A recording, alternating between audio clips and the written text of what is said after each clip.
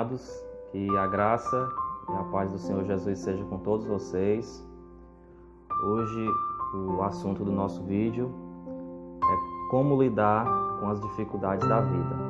É um assunto muito pertinente, é um assunto, algo que afeta todas as pessoas, que todos querem saber essa resposta. E a primeira coisa que nós temos que ter em mente, que nós precisamos saber, o primeiro ponto, é entender que a vida ela é feita de dificuldades. Essa é a primeira coisa que todo cristão ele deve ter em mente, certo? Para ele poder lidar com as dificuldades da vida, em primeiro lugar ele precisa saber que na vida vão vir dificuldades. A vida ela é feita de alegrias, mas também de tristezas. Ela é feita de altos e de baixos. A vida é feita de vitórias, de conquistas, mas ao mesmo tempo também derrotas. Então, esse é o nosso ponto de partida. Para podermos lidar bem com as dificuldades, para podermos encarar os problemas da nossa vida, precisamos entender isso. Que ela é feita de dificuldades. As dificuldades virão de qualquer forma. Nós não podemos pular essa parte, nós não podemos passar por isso. Não podemos pular esse estágio. Tem que haver dificuldades na nossa vida. E o segundo ponto, nós precisamos entender como cristãos, como crentes em Cristo Jesus, é que depois da conversão, as dificuldades, elas aumentam. Tá? Isso pode parecer uma má notícia, mas é uma verdade.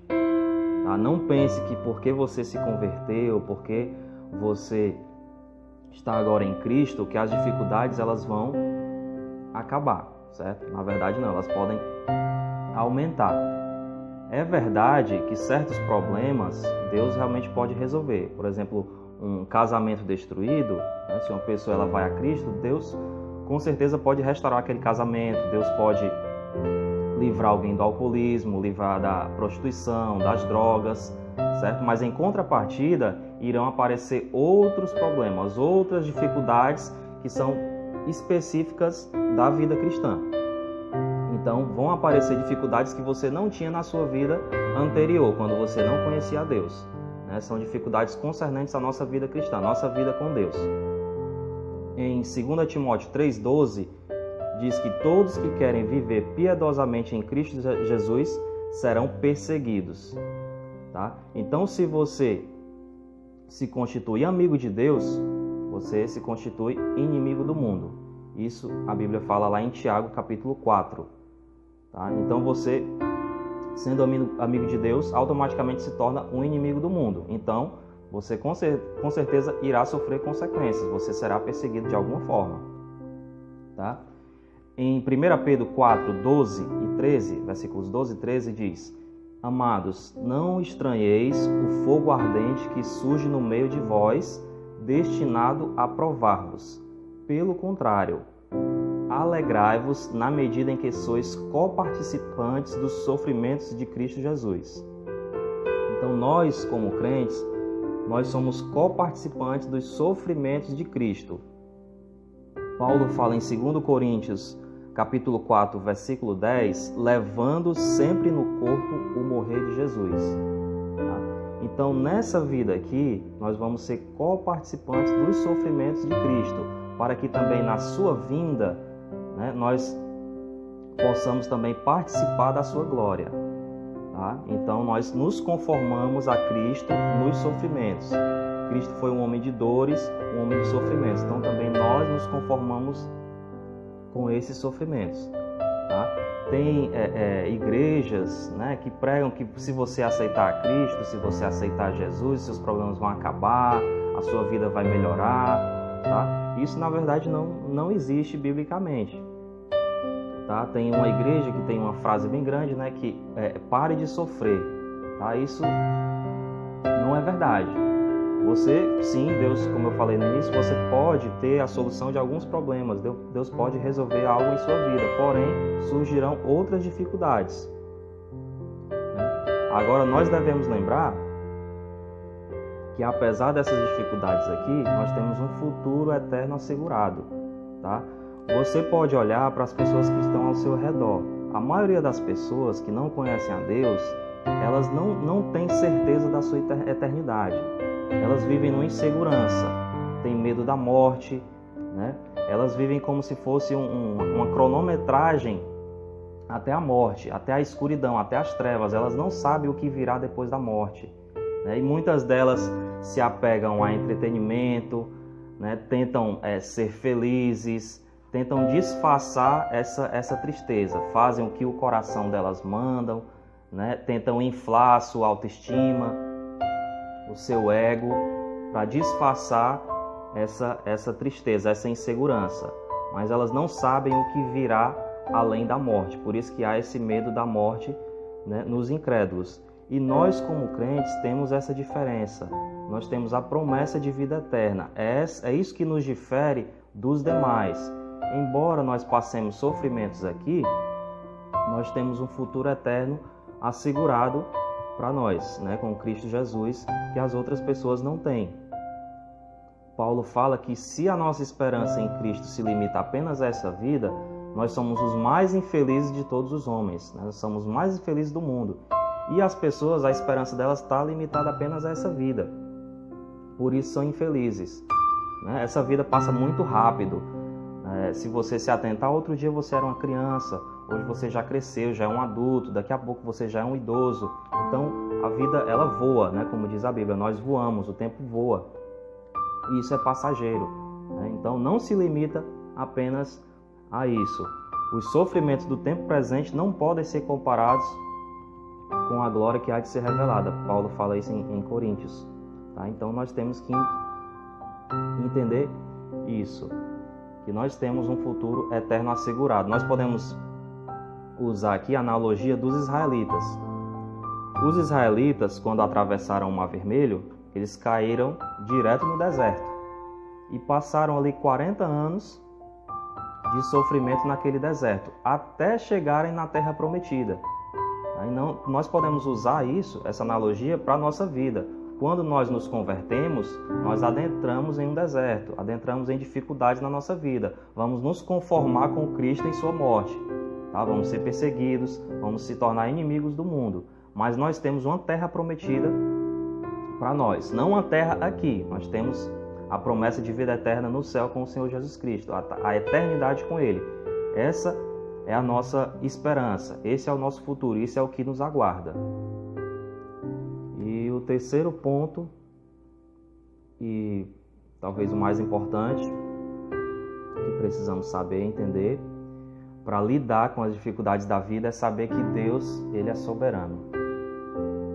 Deus, Ele tem propósitos eternos. Os pensamentos dele são maiores que os nossos. Nós, quando estamos vivendo uma dificuldade, nós só enxergamos a dificuldade.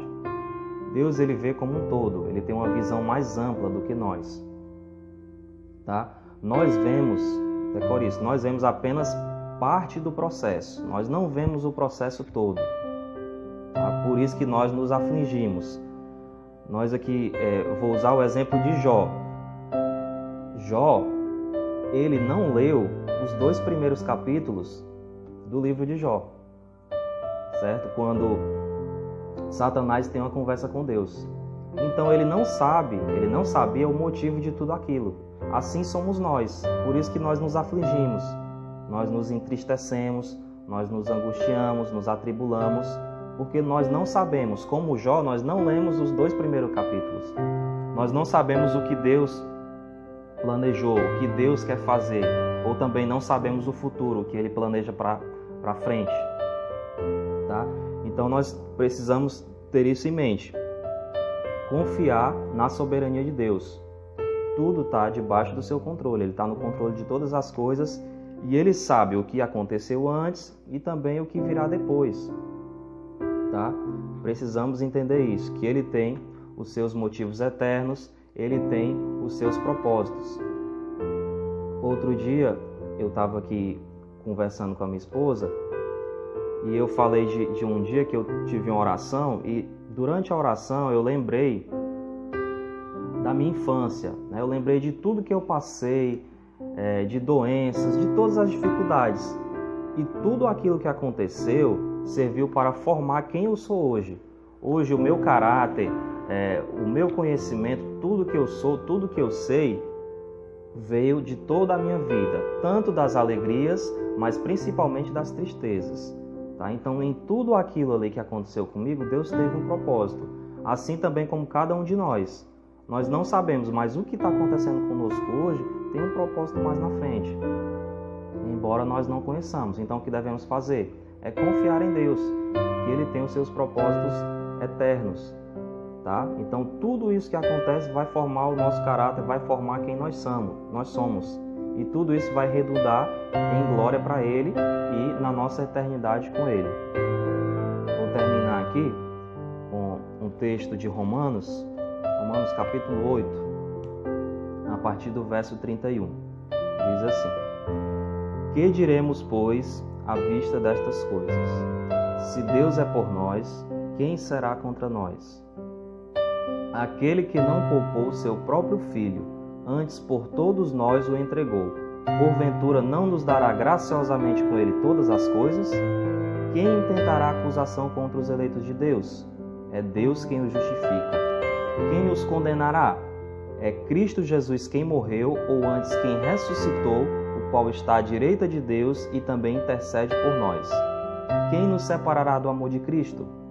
Será tribulação, ou angústia, ou perseguição, ou fome, ou nudez, ou perigo, ou espada?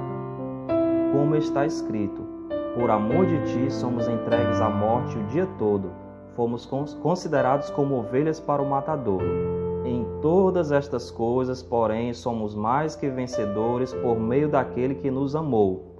Porque eu estou bem certo que nem a morte, nem a vida, nem anjos, nem principados, nem coisas do presente, nem do porvir, nem poderes, nem altura, nem profundidade, nem qualquer outra criatura poderá separar-nos do amor de Deus que está em Cristo Jesus, nosso Senhor. Hebreus, capítulo 12, a partir do verso 1, diz assim: Portanto, também nós, visto que temos a rodear-nos tão grande nuvem de testemunhas, desembaraçando-nos de todo o peso e do pecado que tenazmente nos assedia, corramos com perseverança a carreira que nos está proposta, olhando firmemente para o autor e consumador da fé, Jesus, o qual, em troca da alegria que lhe estava proposta, suportou a cruz, não fazendo caso da ignomínia, da vergonha, e está sentado à destra do trono de Deus.